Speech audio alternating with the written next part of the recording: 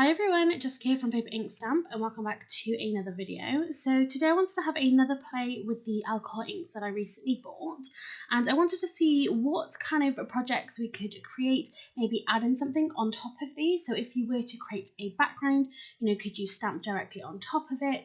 What can we kind of do to make these go a little bit further? So watching a couple of videos here on YouTube, I have seen that you need to use a permanent ink, so something like an archival ink, or you can just use a regular ink and do some heat embossing. So then I started to think about some of the stamps and the background stamps, things that I've got, and maybe what kind of backgrounds and images we could create actually heat embossing some of these. So you can see all I'm doing here is just creating a couple of backgrounds. So I wanted two sort of plain ones, and then I'm going to have a go just mixing some of these together. So I'm speeding through this because in my last video you've seen me just create some backgrounds. That was the first time that I used these alcohol inks. I'm using that same glossy paper because my Yupo paper still hasn't turned up yet. And I'm just kind of going back and forth with the blending solution and then those different colours. And I'm just trying to get a really great sort of mix in here. And we're going to try a few different options. I really love this one because you've got almost like those stripes and you've got a little bit of that purple coming together. And I'm going to use that background to create my first, what I'm actually going to turn into a card. The rest I kind of leave as almost like post-its. I think it'd be really beautiful just to put them in a frame and have them as a wall decoration. So I might keep them, but this one here I'm actually going to turn into a really simple card. So what I'm going to do is I'm taking the stamp set that came through with the Creative Stampin' issue 93, and I'm going to be using that feather wreath because I thought that would look really beautiful, heat embossed in silver. I thought that would go really nicely with this paper. I do think that this top section where I'm stamping it, because you've got those streaks of colour, it almost looks like you've used some patterned paper and just heat embossed over the top of that. But I really love the sort of different effect that it gives. So I have used my anti-static powder bag just to make sure the embossing powder doesn't stick anywhere I don't want it to. But the alcohol ink is quite fast drying, I've found. But definitely use the anti-static powder bag. And then you can see I'm just pouring over some silver embossing powder. And then we're going to go ahead and heat set this. I have let my heat gun obviously heat up a bit because I don't know how it's going to affect the alcohol ink sort of too much. So I've made sure that I've tried to heat it up so then the melting process is a lot quicker. And you can see that it's beginning to change here. And really, it just shows up this design really beautifully. I think this stamp is a really great option. You would have to kind of experiment to see how this works with your different stamps that you've got in your stash. But I've literally just done regular heat embossing. So I used the anti-static powder bag. I stamped my image with some clear embossing ink and then popped my embossing powder over the top.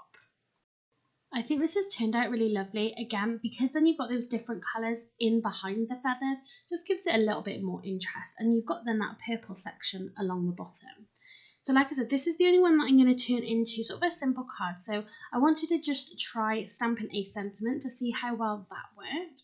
It was a little bit splotchy. I do think that I should have used my anti-static powder bag again, because I did get a little bit of clump of embossing powder stuck above the sentiment, and it wasn't necessarily the clearest, but I think that's because I didn't use my finer embossing powder. This stuff is slightly thicker, so I find that Sweet Dixie Glacier White one is better for finer sentiments. But after I've just knocked off all that excess embossing powder, I'm just going to use my heat gun again to melt this. And I think it just came out really nicely. Like I said, if you're interested in alcohol inks, if it's something maybe you already do and you want to stretch it a little bit further, this is a really great way of just creating different kinds of backgrounds and then turning it into projects. Like I said, stamping over the top. You might even be able to stencil over the top of this once it's dry. It'd be really interesting to see how you can just experiment and try lots of different things. So I'm just fussy cutting around this image now. And like I said a little bit earlier, when I cut this out, because of those streaks through it, it looks like we've heat embossed just onto some patterned cardstock.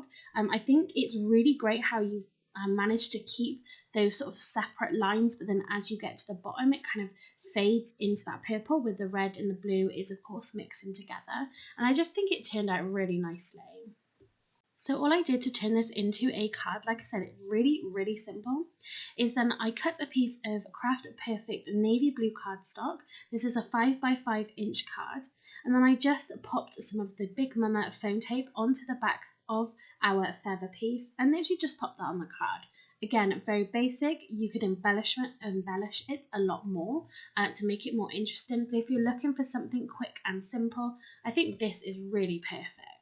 So now I just want to show you a couple of other examples where I've taken these alcohol inked backgrounds and then I've done a bit of heat embossing on top. So I'm going to use a couple of the Simon Says Stamp red rubber background stamps. So this one I'm using here, this is the center cut heart background, so you can take that centerpiece out. And because this is going to be an all over, what I did is added a little piece of adhesive onto the back just to hold it in place, and then I was able to stamp my background a couple of times.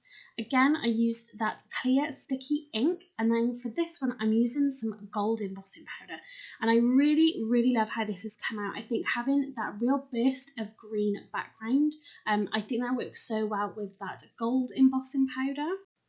So I'm not actually going to turn this into a card. I think I'm going to leave this as a piece of wall decoration, and I'm going to pop it up in my craft room. So now for the second one, I'm going to use this full red background, and here I'm using the Simon Says Stamp X's and O's background, and I'm just doing the same process again. So I used that clear embossing ink, and then I've just popped some white embossing powder over the top.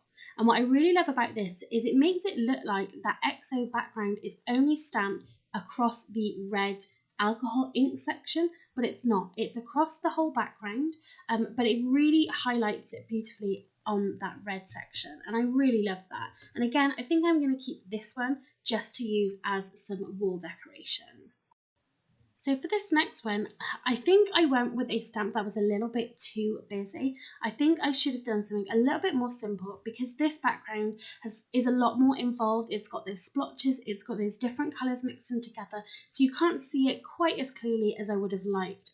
But here I'm using the Simon Says Stamp Botanical Heart stamp, and I'm doing the same process again, and I'm using some white embossing powder. So you can still see this design, and I think it looks great, but yeah, I think it's just a little bit too busy with that background. Maybe if it was just one colour and then I used maybe a different colour embossing powder and not that white embossing powder, maybe this would have just looked that much better. So that was just a really quick and easy way of creating different kinds of backgrounds with the alcohol inks and then doing a little bit of heat embossing. So that first one I showed you, that was my first sample. So that piece was a background that I created in the previous video I posted using the alcohol inks, and I just wanted to try this out and I thought it looked absolutely brilliant, and I definitely wanted to give it a go with different backgrounds. But you can see how these have all come out, and I think it has worked so well using that embossing powder. Lots of different colours, lots of different kinds of images work well with this, and it just depends what kind of style you're going for, what colours you want to mix together. But I think it's definitely something to try if you have got embossing powder and if you have got alcohol inks. You can create cards, projects and home decorations. So that's it for this video, just a quick look at another way of using alcohol inks. If you did like this video, please give it a thumbs up and leave me a comment down below. And if you haven't subscribed to my channel already, please do so you don't miss out on any future video. So thanks very much for watching and happy crafting.